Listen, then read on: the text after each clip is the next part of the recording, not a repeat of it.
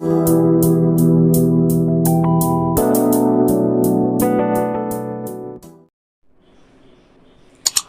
है बेटा, तो कल हम लोग साइक्लोट्रॉन पे पढ़ रहे थे और साइक्लोट्रॉन क्या होता है उसको हम लोगों ने बीच में ही ड्रॉप कर दिया था क्योंकि वो टाइम शायद ज़्यादा हो गया था।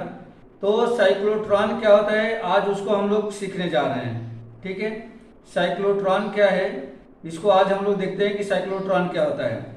एक्चुअल में साइक्लोट्रॉन जो है एक ऐसी डिवाइस है जिसकी हेल्प से हम किसी छोटे छोटे पार्टिकल्स के वेलोसिटी या स्पीड को हम लोग इंक्रीज कर सकते हैं, मतलब उसको एक्सेलरेट कर सकते हैं। ये जो साइक्लोट्रॉन डिवाइस है या मेटल्स की एक एक तरीके से मेटल्स का एक ये होलो कंटेनर होता है। मेटल्स का एक होलो कंटेनर होता है, इसको हम मेटल्स डीज भी बोलते हैं। क्या बोलते हैं? मेटल्स डीज बोलते हैं। और इसको मेटल डीज इसलिए बोलते हैं क्योंकि यह इंग्लिश लेटर डी के जैसा बनना रहता है। उसका जो शेप होता है वह इंग्लिश का जैसा लेटर डी होता है, उसी के शेप का रहता है, इसलिए इसको मेटल डीज भी हम कहते हैं। इस डिवाइस की हेल्प से जैसे प्रोटॉन हो गया, अल्फा पार्टिकल्स हो गए या न्यूट्रॉन हो गया, इनकी वेलोसिटी को हम लोग क्या कर सकते हैं? इंक्रीज कर सकते हैं, एक्सिलरेट कर सकते हैं। ये कुछ जरूरत तब उस समय पड़ी थी साइंटिस्ट लोगों को जब वो लोग न्यूक्लियस का स्टडी कर रहे थे। तो उस समय फिर उन्होंने साइक्लोट्रॉन का खोज किया था और उसकी हेल्प से इन पार्टिकल्स का उन्होंने क्या करा था? इन पार्टिकल्स के वेलोसिटी को या स्पीड को इंक्रीज कर लिए थे। तो इसी को हम लोग साइक्लोट्रॉन कहते हैं। तो इसका कंस्ट्रक्शन हम लोग देखें। इसका कंस्ट्रक्शन कुछ इस टाइप से होता है कि जैसे अपना मेटल शीट लिया, मेटल शीट का इस तरह से या डी शेप में ऐसा कुछ ये कंस्ट्रक्शन रहता है, डी शेप में रहता है। और इधर भी सेम वैसे ही एक दूसरा ये ऐसा रहता है इस टाइप से।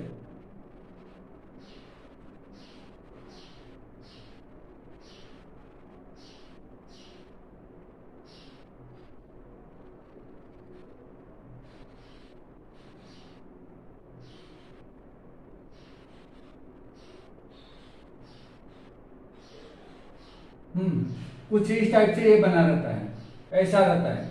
आप देख सकते हो कि इनका जो शेप है वह बिल्कुल डी के जैसा बना हुआ है। ये भी डी है, ये भी डी है, इसीलिए इनको मेटल डीज भी बोलते हैं। क्या बोलते हैं? मेटल डीज। डी के शेप में है इसलिए मेटल डीज बोलते हैं। इसमें उन पार्टिकल्स को, जिन पार्टिकल को हमें एक्सेलरेट करना है, उन पार्टिकल्स को इन दोनों डीज के बीच में जो ये प्लेस है यहाँ पे उसको रखा जाता है। दोनों डीज के बीच में जो हमारा पार्टिकल है, चार्ज पार्टिकल, उस चार्ज पार्टिकल को यहाँ पे हम लोग रखते हैं। इसको हम लोग बोलते हैं चार्ज पार्टिकल है, चार्ज पार्टिकल। ये चार्ज पार्टिकल है, इसको हम लोग इस तरह से बीच में रखते हैं।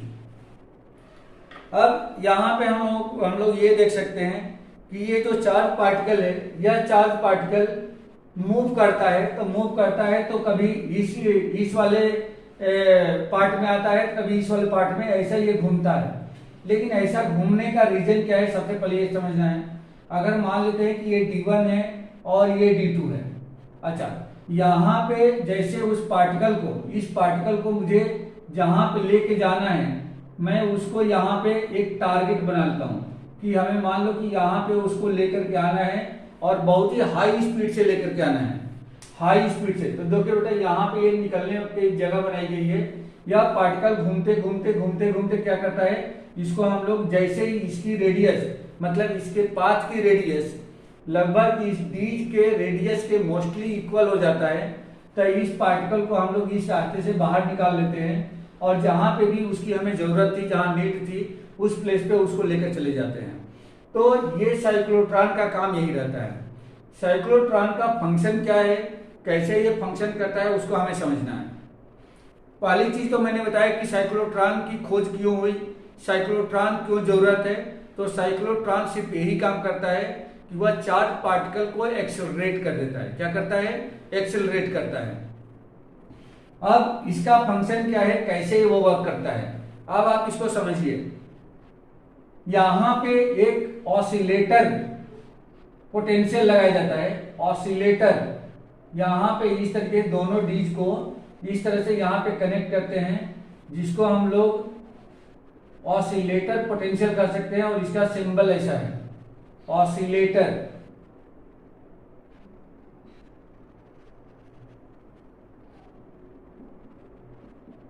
ऑसिलेटर इसको हम लोग ऑसिलेटर बोलते हैं। और इस ऑसिलेटर का काम ये रहता है, इस ऑसिलेटर का काम ये रहता है, एक तरीके से कुल मिलाकर के यह एसी करंट होगा, एसी करंट होगा।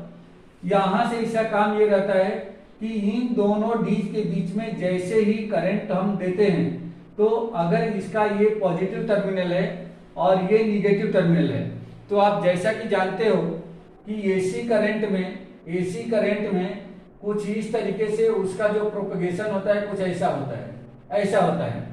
मतलब हाफ साइकिल में पॉजिटिव होता है, हाफ साइकिल में निगेटिव होता है, हाफ साइकिल में पॉजिटिव होता है, हाफ साइकिल में निगेटिव होता है। मतलब हर t/2 टाइम पर इनका जो साइन है वो चेंज हो जाता है, पॉजिटिव से निगेटिव, निगेटिव से पॉजिटिव। अब सबसे पहली बात ये है बेटा कि जैसे ही यह इसको हम लोग स्टार्ट करते हैं, तो इसकी वजह से, पॉजिटिव टर्मिनल की वजह से इस वाले सिरे पर, डी के इस वाले सरफेस पर पॉजिटिव चार्ज हो जाता है, और निगेटिव की टर्मिनल की वजह से इधर जो है, इधर जो है ये निगेटिव चार्ज क्रिएट हो जाता है। अब आप जैसा कि जानते हो कि अगर पॉजिटिव और निगेटिव दो सरफेस पे यदि ऐसे चार्ज आ गए, तो इन दोनों चार्जेस के बीच में एक इलेक्ट्रिक फील्ड सेटअप हो जाएगी, एक इलेक्ट्रिक फील्ड सेटअप हो जाएगी।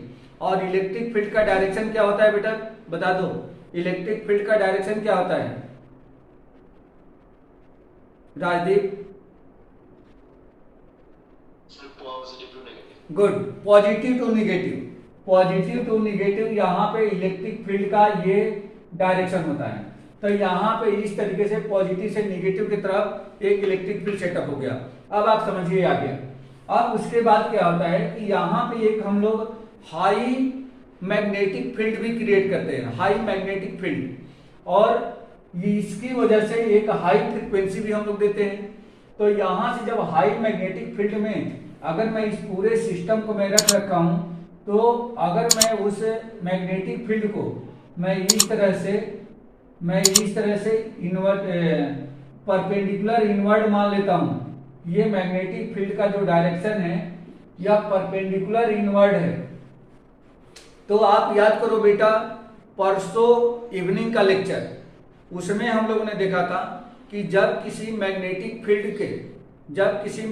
फील्ड में जब किसी चार्ज पार्टिकल मूव करता है, अगर वह चार्ज पार्टिकल उस मैग्नेटिक फील्ड के परपेंडिकुलर यदि इंटर करता है, तो उसका जो पाथ होता है वह पाथ कैसा होता है, बोलो बेटा, उसका पाथ कैसा होता है?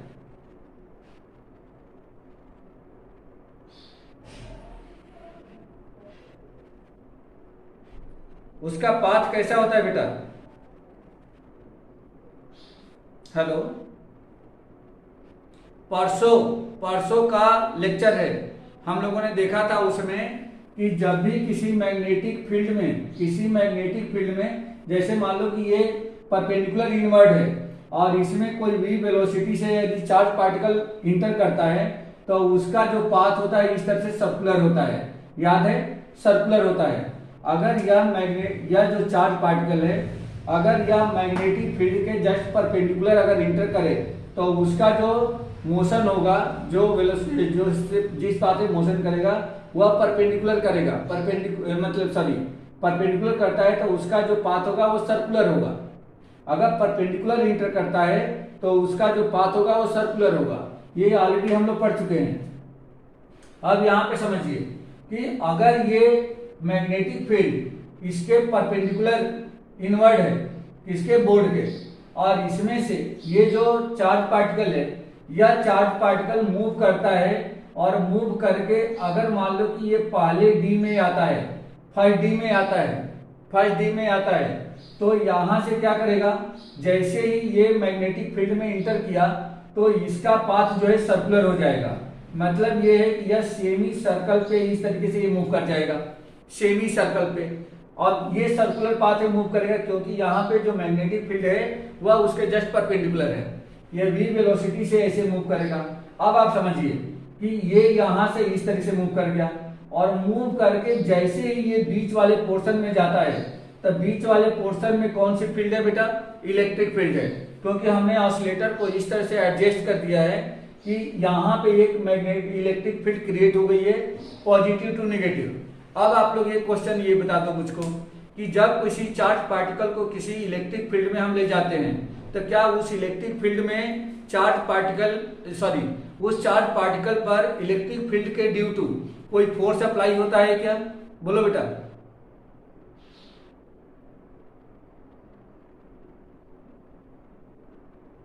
हेलो राजदीप, जयेश, हाँ बेटा बोलो, होता है क्या जब किसी, हाँ जब किसी फोर्स, जैसे अगर ये मान लो कि यहाँ पे ये इलेक्ट्रिक फील्ड है, ये इलेक्ट्रिक फील्ड है और इसमें यदि किसी में चार्ज पार्टिकल Q को ले जाता हूं तो इस पे एक फोर्स होता है ना बेटा, फोर्स इक्वल टू क्या होता है, Q इंटू ई, याद है ना, उस पे एक फोर्स लगता है F equal to Q into E, ये लगेगा फोर्स उस पे। तो यहाँ पे जैसे ही ये चार्ज पार्टिकल इस वाले रीजन में जब इंटर करता है जहां पे इलेक्ट्रिक फील्ड सेटअप हुई है, तो इस पर एक फोर्स लगता है और वह फोर्स क्या करता है, ड्यू टू दिस फोर्स इसकी जो वेलोसिटी होती है वो क्या होती है, वेलोसिटी इंक्रीज हो जाती है। मतलब ये एक्सेलरेट हो जाता है क्योंकि उस पर एक फोर्स लग गया। और जैसे ही फोर्स लगता है तो आपको मालूम है, जैसे हम लोगों ने इस वाले सिचुएशन में इसकी रेडियस निकाला था, रेडियस का फार्मूला क्या था कि उस सर्कुलर पाथ का रेडियस क्या होता है, तो mv अपान में qb के बराबर होता है, mv अपान में qb के बराबर होता है।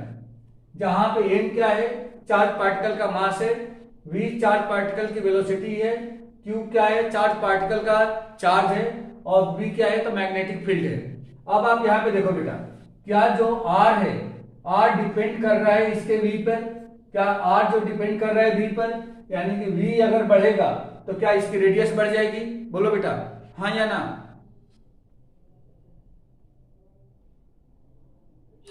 हाँ, क्योंकि r is directly proportional to b।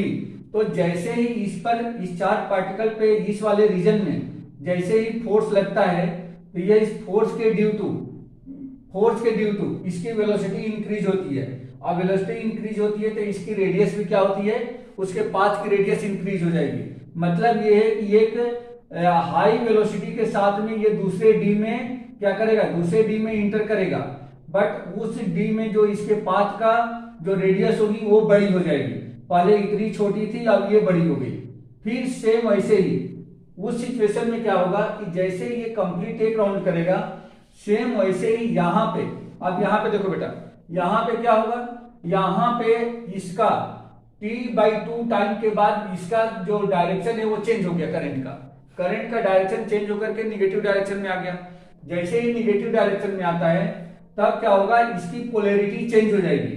कहने का मतलब ये हो गया कि इधर का पॉजिटिव हो जाएगा, इधर का निगेटिव हो जाएगा। मतलब ये हो गया कि अब इस वाली प्लेट पे पॉजिटिव और इस वाली प्लेट पे निगेटिव हो गया। फिर यहाँ पे एक इलेक्ट्रिक फील्ड सेटअप हो जाएगी और उस इलेक्ट्रिक फील्ड का डायरेक्शन क्या हो जाएगा, पॉजिटिव टू नेगेटिव, ये हो जाएगा। अब ये चार्ज पार्टिकल जैसे ही D2 से, मतलब सेकेंड डी से निकल करके जैसे ही इस ब्लैक वाले रीजन में आएगा तो फिर इस पे एक फोर्स अप्लाई होगा, फिर से एक फोर्स अप्लाई होगा, क्योंकि ये वाला force F equal to Q into E, फिर से फोर्स अप्लाई होगा। अब फोर्स अप्लाई होने की वजह से फिर इसकी वेलोसिटी क्या हो गई, और इंक्रीज हो गई। और जैसे ही वेलोसिटी इंक्रीज होती है तो ये जो रेडियस है और इंक्रीज हो गया, मतलब उसके पाथ का रेडियस और इंक्रीज हो जाएगा। और उसकी हेल्प से क्या होगा कि ये फिर D1 वाले में, D1 पहले वाले D में क्या इंटर करेगा, लेकिन इसकी जो रेडियस होगा पाथ का वो और बड़ा हो जाएगा। अब ये कुछ ऐसा आ गया। सेम प्रोसेस अब क्या होगा, फिर यहां से चेंज होकर के ऑसिलेटर का फिर पोलैरिटी चेंज होगी। अब पॉजिटिव इधर चला गया था, निगेटिव इधर, अब फिर ये ऊपर वाले में गए तो इधर का पॉजिटिव इधर का निगेटिव। कहने का मतलब ये हो गया कि फिर इस सरफेस पे पॉजिटिव आ जाएगा, इस सरफेस पे निगेटिव, फिर हमारे इलेक्ट्रिक फील्ड का जो डायरेक्शन होगा पॉजिटिव टू निगेटिव, और इस तरह से फिर यह एक हाई स्पीड के साथ में D2 में इंटर करेगा और इसकी रेडियस, पाथ की रेडियस इस तरीके से फिर इंक्रीज हो जाएगी और ये प्रोसेस इस तरह से चलता रहेगा। और जैसे ही सिचुएशन में आता है तो इसकी जो रेडियस है, इसके पाथ की रेडियस जो है मोस्टली इक्वल हो जाती है किसके, डी की रेडियस के। और जैसे ही मोस्टली इक्वल होती है तो यहां पे हम देखते हैं कि इसकी जो वेलोसिटी या स्पीड होती है वह मैक्सिमम होती है। मैक्सिमम वेलोसिटी के साथ में क्या करता है, मैक्सिमम स्पीड लिखो बेटा, मैक्सिमम स्पीड यहां पे इसको मिल जाती है और फिर यहां से हम क्या करते हैं, इसको अपने टारगेट की तरफ इसको लेकर आ जाते हैं, मतलब डी से हम लोग बाहर कर लेते हैं। ठीक है बेटा, ये क्लियर हो गया क्या? यही फंक्शन है इस साइक्लोट्रॉन का और इसकी हेल्प से हम लोग किसी भी स्मॉल पार्टिकल का हम लोग क्या बढ़ा लेते हैं, उसके स्पीड को इंक्रीज कर लेते हैं, जिसको हम लोग एक्सेलरेट कहते हैं कि उसके स्पीड में एक्सेलरेशन मिल गया है। और इस तरीके से जो हमारा जहां पे हमें नीड है उस चार्ज पार्टिकल को, उस चार्ज पार्टिकल को वहां पे लेके चले जाते हैं। ठीक है, क्लियर हो गया बेटा? अब इसमें यहां पे जो ऑसिलेटर के द्वारा जो फ्रीक्वेंसी प्रोड्यूस की जाती है Vc, वह लगभग बराबर होती है किसके, जो चार्ज पार्टिकल की फ्रीक्वेंसी होती है लगभग उसके ही इक्वल होती है। ठीक है, तो ये हो गया। अब यहां पे हम लोगों को देखना है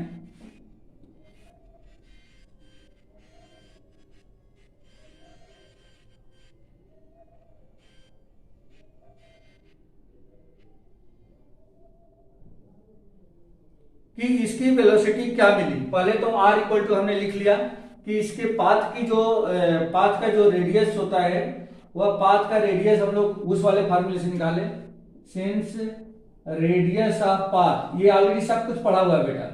रेडियस ऑफ पाथ को हमने निकाला था r इक्वल टू mv अपान में qb की हेल्प से।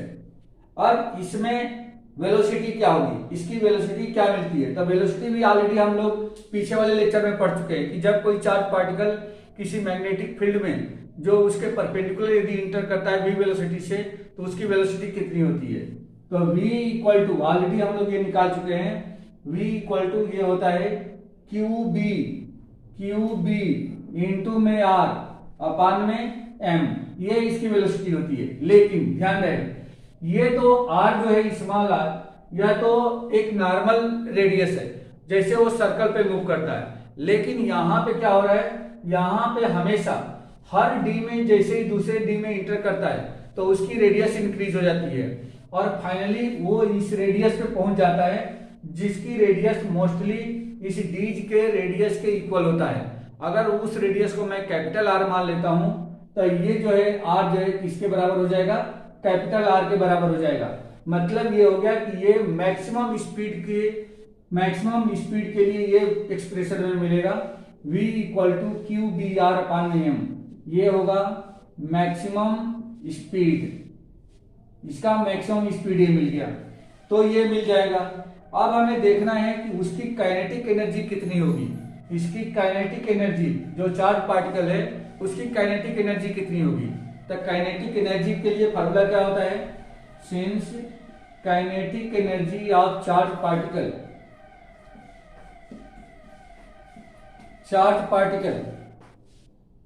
Kinetic energy of charge particle ये कितना हो जाएगा बेटा, तो ये आपका k इक्वल टू होता है 1/2 mv², ये होता है। अगर ये v की वैल्यू मैं ये वाला यहाँ पे ट्रांसफर कर देता हूं तो ये हमें मिलेगा 1/2 इंटू m इंटू v के प्लेस पे हम लोग लिख सकते हैं QBR अपान में स्मॉल m का होल स्क्वायर, ये ऐसा मिल जाएगा। इसको कैलकुलेट कर दें तो 1/2 into m into Q², B² R² अपान में m², एक m कैंसिल हो जाएगा और यह हमें रिजल्ट मिल जाएगा k equal to 1/2 Q square B square R square upon में m। हाँ, तो ये आपको मिल गया उस चार्ज पार्टिकल की काइनेटिक एनर्जी, ये मिल गया उस चार्ज पार्टिकल का वेलोसिटी। ये दोनों चीजें हमने यहाँ पे फाइंड आउट कर लिया, और ये सारी चीजें किसकी हेल्प से हुआ है? तो ये हुआ है साइक्लोट्रॉन की हेल्प से। अब साइक्लोट्रॉन का चाहो तो आप एक छोटा सा डेफिनेशन लिख सकते हो। इट इज ए डिवाइस, हम लोग लिख सकते हैं इसको, it is a electrical device, electrical device by which we can accelerate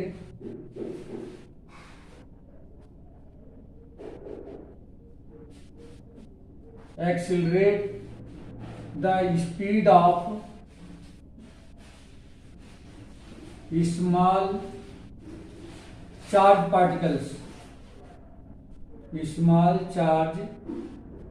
particles, that is proton, alpha particle या न्यूट्रॉन, और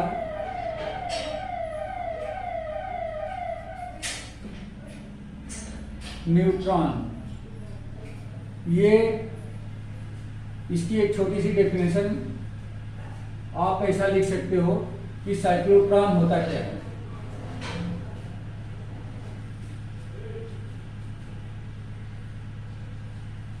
ठीक है बेटा, इसमें कुछ पूछना है आप लोगों को? कुछ डाउट है? ये कुछ डाउट है इसमें?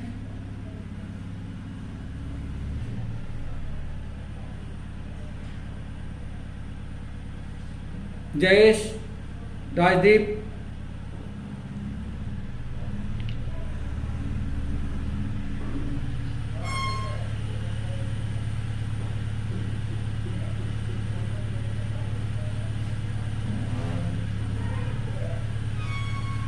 ठीक है बेटा। अब हम लोग इसमें इसकी लिमिटेशन ऑफ द साइक्लोट्रॉन और यूजेज ऑफ द साइक्लोट्रॉन, ये दो चीजें पढ़नी है।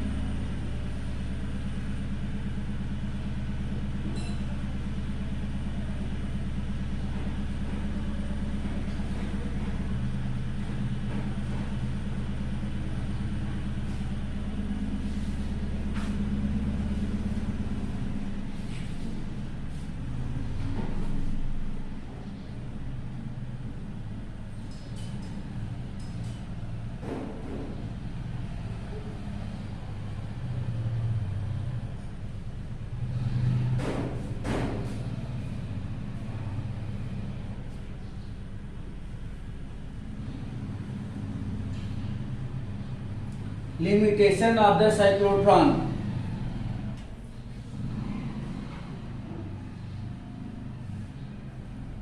Limitation of the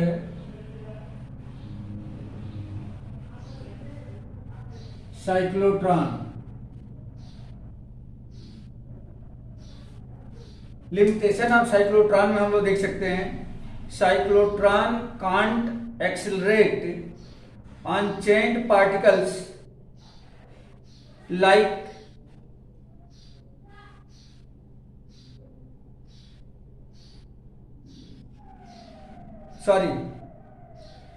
cyclotron can't accelerate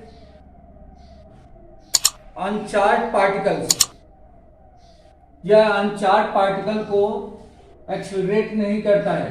पहला है cyclotron can't accelerate uncharged particles,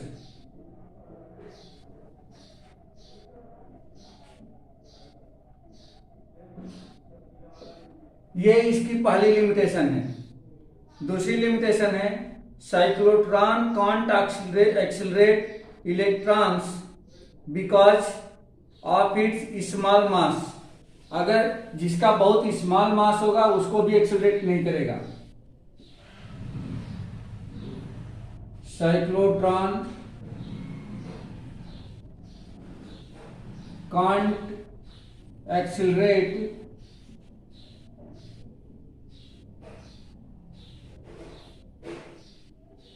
a small particle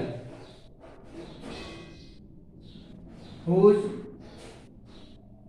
mass is very small, very small.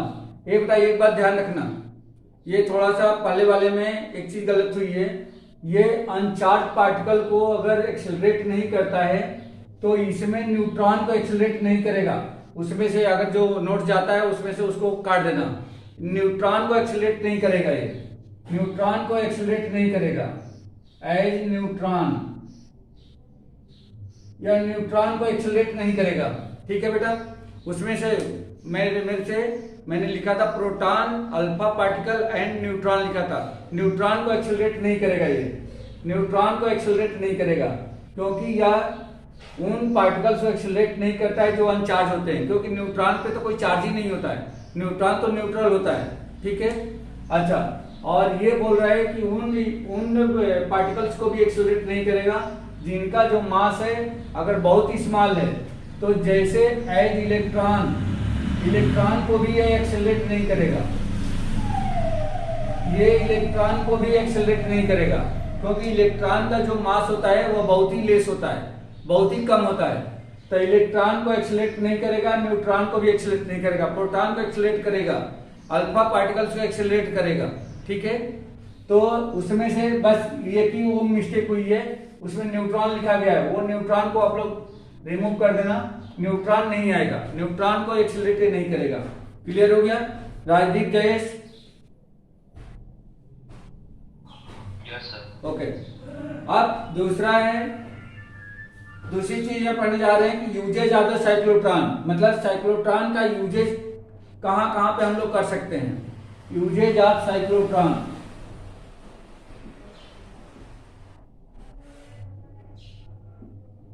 Rajdeep, Jayesh, Rajdeep है कि नहीं है? अच्छा अच्छा, ठीक है, बोल नहीं रहे हो बेटा, नाराज हो क्या? No sir. ठीक है, cyclotrons is used in the study of the nuclear reaction. Cyclotron का जो यूजेज है न्यूक्लियर रिएक्शन के स्टडी में किया जाता है। दूसरा, cyclotron is used to implant ions into the solid and modify their property.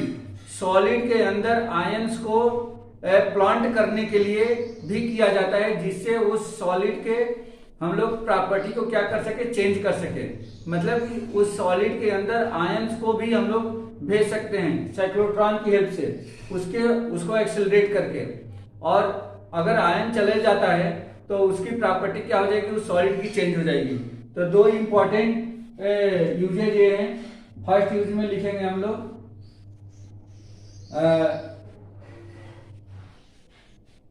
In the study of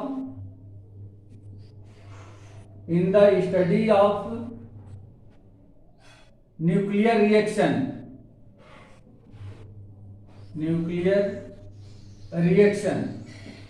और सेकेंड हम लोगों ने क्या देखा, सेकेंड देखा था कि इसकी जो स्टडी है to implant the ions inside the solids,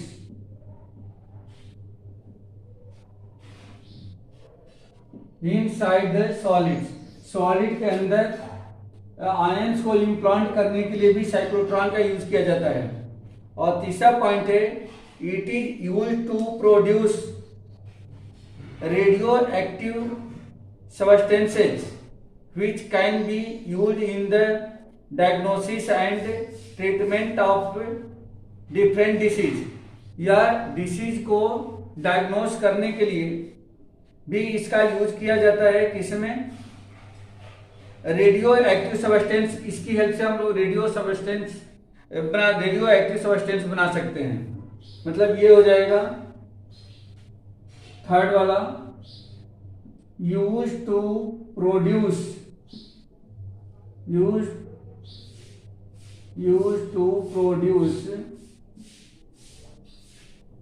the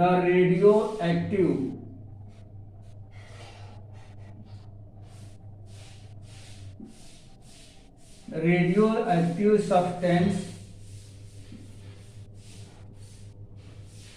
substances to diagnose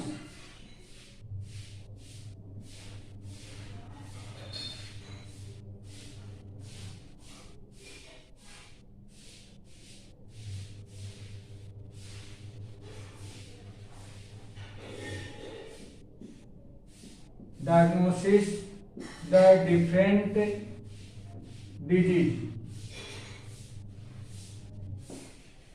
different disease में डायग्नोस करने के लिए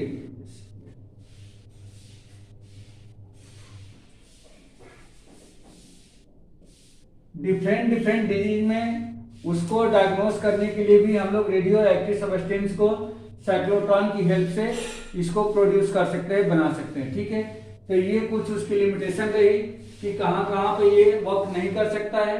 तो इसमें पहले बताया गया कि अनचार्ज पार्टिकल को यह एक्सेलरेट नहीं करेगा। दूसरा बताया गया कि उन पार्टिकल्स को भी एक्सेलरेट नहीं करेगा जिनके मास जो है बहुत ही कम है, बहुत अगर मास लेस है तो उसको भी एक्सेलरेट नहीं करेगा। यूजेज में बताया गया कि न्यूक्लियर रिएक्शन में स्टडी करने में इसका यूज किया जाता है। दूसरा, आयंस को सॉलिड के अंदर इम्प्लांट करने में किया जाता है।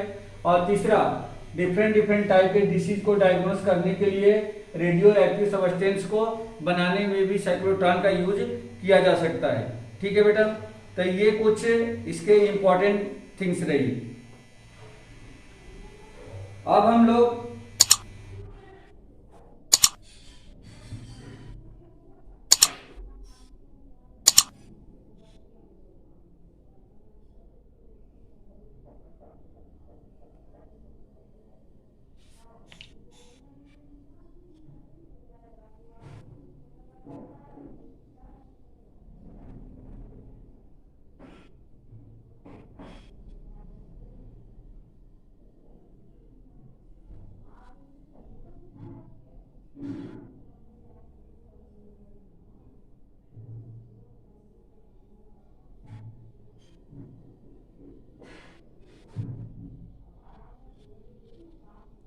अब इसमें एक हेल्महोल्ट्ज क्वाइल है बेटा। हेल्महोल्ट्ज क्वाइल के बारे में स्टडी करेंगे। तो हेल्महोल्ट्ज क्वाइल क्या होता है? यह दो कोएक्सियल क्वाइल्स होती है जिनका एक ही एक्सिस हो और उनकी रेडियस यदि सेम होती है तो उन दोनों क्वाइल के बीच में यूनिफॉर्म मैग्नेटिक फील्ड प्रोड्यूस करने के लिए यह क्वाइल बनाई जाती है जिसका नाम है हेल्महोल्ट्ज क्वाइल। ठीक है बेटा? हाँ बेटा, बोलो बोलो। सर, मेडिटेशन का सेकंड पॉइंट एक बार एक्सप्लेन कर दीजिए। किसका किसका? लिमिटेशन। अच्छा, लिमिटेशन का सेकंड पॉइंट। लिमिटेशन का सेकंड पॉइंट ये था कि उन चार्ज पार्टिकल को ये एक्सेलरेट नहीं करेगा जिनका जो मास होता है वह बहुत ही लेस होता है, बहुत ज्यादा लेस होता है। तो इसमें इलेक्ट्रॉन का जो मास होता है वो बहुत लेस होता है, तो इलेक्ट्रॉन को यह एक्सेलरेट नहीं कर पाएगा। यही है, जिनका बहुत ज्यादा अगर मास कम होगा तो उसको एक्सेलरेट नहीं कर पाएगा।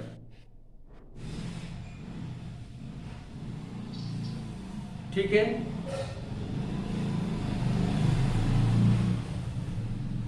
हेलो राजदीप। हाँ,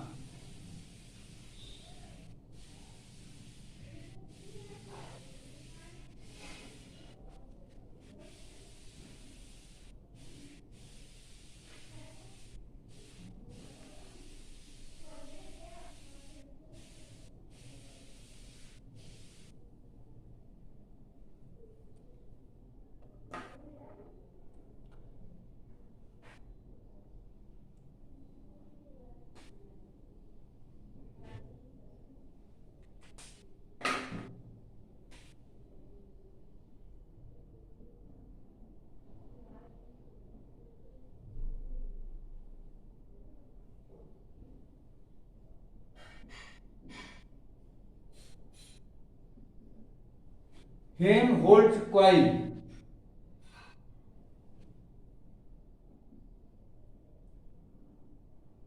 हेल्महोल्ट्ज कॉइल, हेल्महोल्ट्ज कॉइल का यूज जो है किसी जगह पे यूनिफॉर्म मैग्नेटिक फील्ड यूज करने के लिए, सॉरी, प्रोड्यूस करने के लिए किया जाता है। इसमें हम क्या करते हैं कि सेम रेडियस और कोएक्सियल दो कॉइल बनाई जाती है जिनकी रेडियस सेम हो, और जो एक ही एक्सेस पर उन दोनों को शिफ्ट कर दिया जाता है। जैसे मान लीजिए कि एक कॉइल यहां पे हमने लिया और दूसरी कॉइल भी यहां पर हमने ले लिया, दूसरी कॉइल भी ये ले लिया। इन दोनों का सेंटर, अगर मान लेते हैं ये सेंटर है,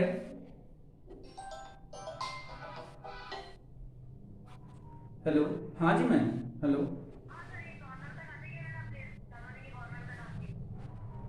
ओके ओके ओके, ठीक ठीक है।